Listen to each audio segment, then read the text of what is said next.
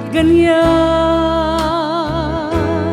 Nasaan ang iyong tapang? Naduduwag, nawawalan ng pag-asa, at iniisip na natutulog pa.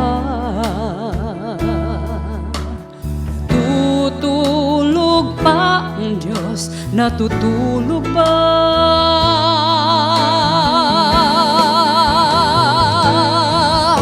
Sikapin mo, pilitin mo, tibayan ang iyong puso. Tanging ikaw ang huhubog sa iyong bukas. Huwag mo sanang akalain na